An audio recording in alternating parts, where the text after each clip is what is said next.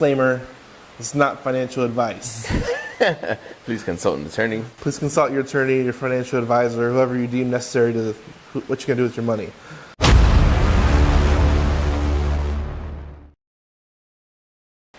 And that's for everybody here, but velocity of capital. So a lot of people, I see it all the time on Twitter, and I'm going to take some shots today. Take some shots to Twitter people. It's so funny because everybody's trying to, once you get to a point where you want to invest, which is, it's different stages of your life, and I don't know. Anthony, do you have a retirement? Do I have a retirement? Yeah. Nope. I don't have a retirement either. So it's one of those things where like we're entrepreneurs. We're making our retirement through our business, and we're creating it daily, right? So it's one of those things where a lot different strokes, different folks, and whatever you're comfortable with and how you invest your money is how you do it. Me and Anthony, we're entrepreneurs. No 401k, no insurance. And we'll get there eventually. But right now, it's just acceleration, which is why the whole point of this video is velocity of capital. So a lot of people, on Twitter, they always talk about like dividends being a great investment, reinvesting dividends, and all this stuff.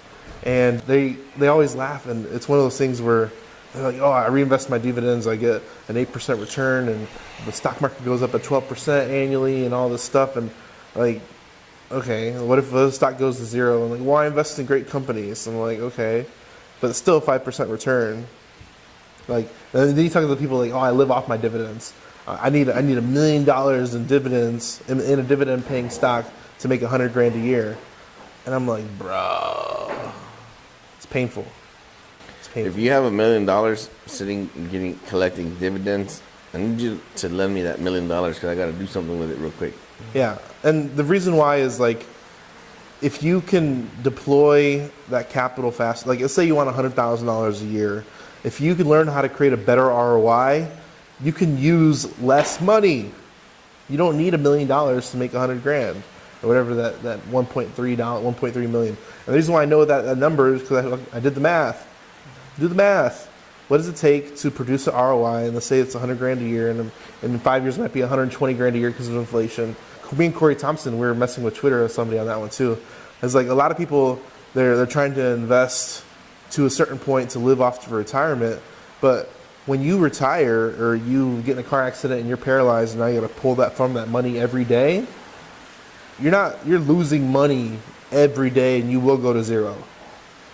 You will go to zero real quick. And now you're fighting against inflation with your set amount of capital, and you're pulling your dividends because you have to, and now you have nothing. So what's a better way to make money then? A better way to make money is you got to find a way to, especially when you're broke, I think you have to find a way to get 30% or more returns. 30% or more returns. I know you're laughing at me. Oh, how the heck do you get that? Everybody always laughs at me. It's hilarious, but one of the things that, it doesn't matter, you can do this in business, you can do this in multiple different businesses, but since we're real estate, we're going to talk about how to do it in land and real estate, and me and Anthony always laugh at this one. So I say this a lot, and if you hear me say it a million times, it may click one time, and I'm going to keep saying it, but the easiest way to get a 10% ROI, which is a lot of people's targets, is to buy something full price and sell it for 10% ROI. You just become the bank on that full price of property. Now, the trick is, to get better ROI, you have to find opportunities, with a cash spread in between. So this is where arbitrage comes in. If you can get pricing arbitrage and then create high interest on that property or whatever that is, you can really create good ROI very easily, and it's repeatable. And this is one of the things where I think everybody should go, especially if you want to get a wholesaler, don't become an agent, become a wholesaler, because a wholesaler teaches you how to find good opportunities at good price points. And once you learn that, you're good for life, you're set for life. And then you just gonna stack your money up, and then you can start seller financing stuff. But essentially, if you can buy a $100,000 property for under $50,000, you're gonna make 20 to 25% very, very easily. And especially if you do tighten up terms, but even like 30-year debt, if you can get a deal for around $50,000, 50 cents on the dollar, and you seller finance something for $100,000, you're making a 30% ROI very easily. And this is over 30 years. A lot of people, they're trying to put $50,000 to $100,000 in, you get $50,000 to $100,000 out in 6 to 12 months. We have lenders like that all the time.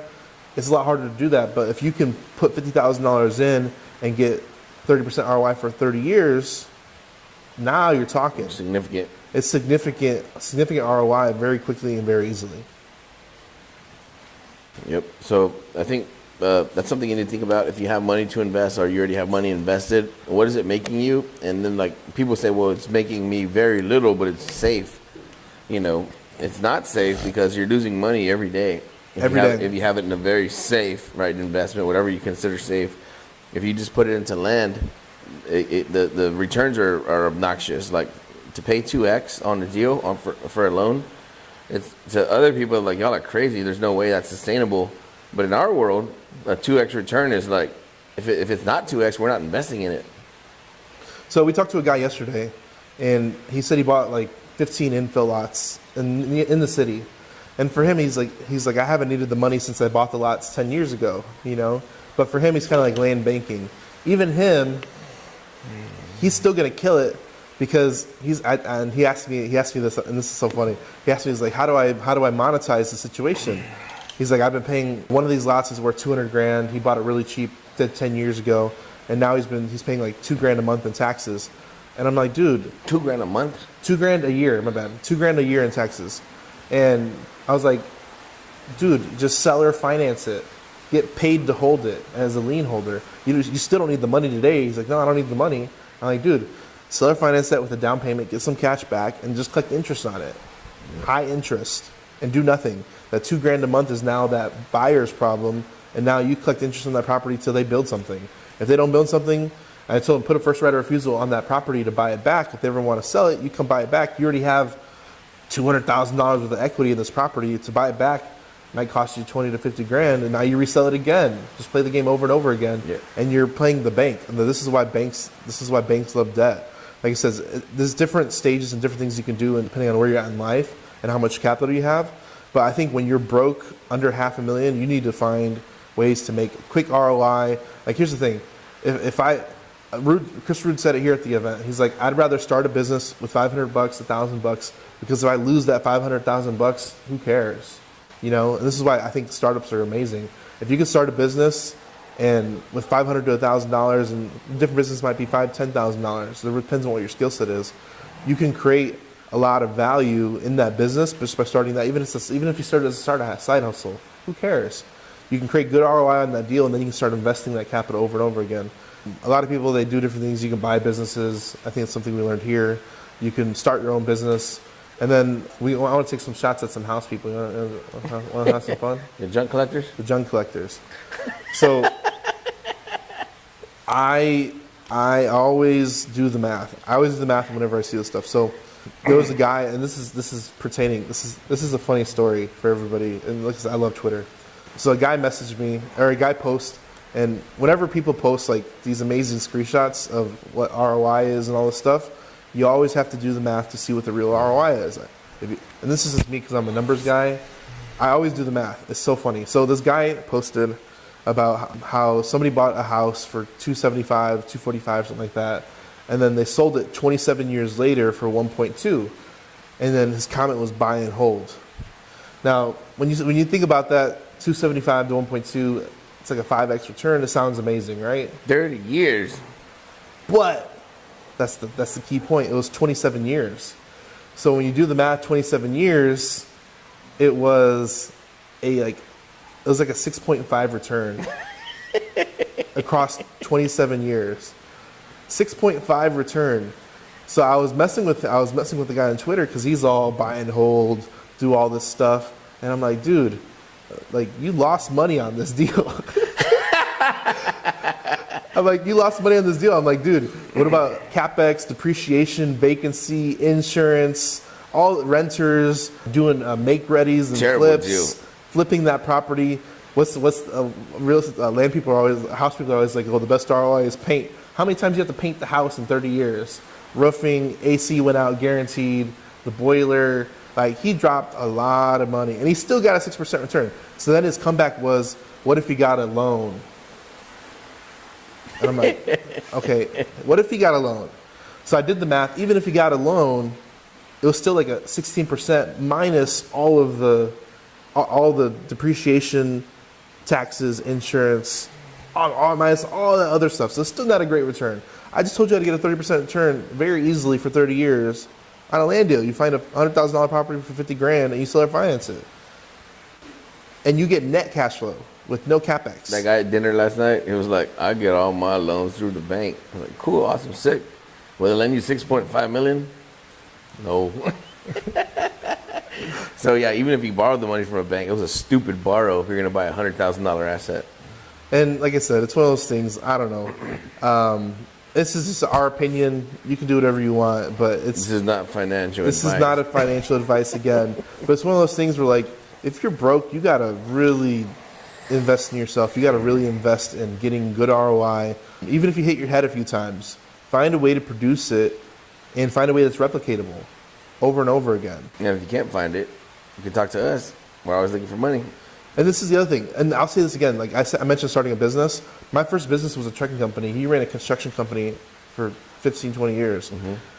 Trucking, and this is, you can look this up, publicly traded trucking companies, they operate off a 4 to 1% margin.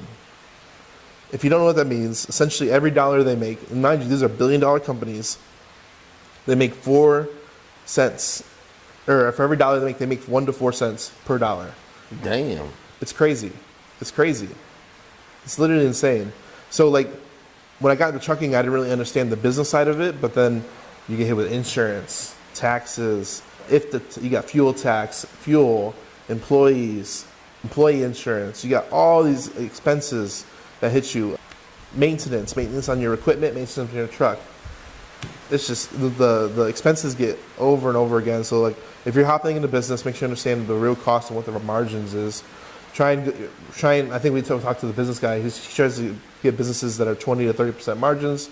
Those are great, but you need to find something that produces a great ROI over and over again. It's replicatable, and you can find a way to invest that money over and over again. I think that's all I got. That's the Velocity Capital, man. Learn how to invest. Go do it, and hit your head on a few things over and over again. I will say one thing, that if you're investing with us in our type of assets, people will make fun of you because it's hard to believe, right? You can get those kinds of returns. So you got to believe in yourself. You got to, like, not listen to the noise. Some people will tell you that the returns we can get are too good to be true. Drown all that stuff out, because just because somebody else can't get those types of returns doesn't mean that you can't. And this is the other thing too. Understand the investment. Do not blindly invest. I mean, I see it all the time. Where I'm doing a podcast with Oleski. I don't know how to say his last name, but if you see a video coming out with Oleski, go watch it. I haven't recorded it yet, but what he does is he helps shine the light on bad investors that invest bad capital into bad deals. Bad GPs. And it's bad GPs, and that happens all the time, and it's sad to see. And that's why I want to really shine a light on it. Is like, if you're going to invest money into an opportunity, make sure you understand what are the drawbacks, what's the good, the bad, the ugly, what's the worst that can happen. I think one of the greatest questions that our lenders have been asking us is, like, tell me a bad deal. What's the worst that can happen? What's the timelines? Like, ask the good and the bad, because you want to understand the full front and back end of the investment, because stuff goes wrong. We've had deals that have gone bad. We've lost money, but we're okay with losing money, because as long as we hit 8 out of 10 deals, we're in the money. You do 10 and you get, like, obnoxious returns where people are like, can't believe it, and then one goes bad, like, they'll be okay. You'll be okay. So, and this is one of the things, don't stop swinging. If you stop swinging because you got hit in the face once and you lost money, you're out of the game. You got to keep coming up to bat and keep swinging, because one day, once you practice enough, you're going to get some good hits, and you'll forever be in the game, and you'll be set for life. If you don't have money to invest, think about raising capital. There's a lot of people that have poorly invested capital. So have conversations, learn how to raise money, educate them, educate people, and then lend us some money and we'll get you a stupid return. I don't know. It doesn't have to be us, but it can be anybody. But we'll find a place or something. But we will find a placeholder for that money. Yeah. There you go. Velocity Capital. We'll see you next time. Go share, like, subscribe. We'll see you next time. Thanks, guys.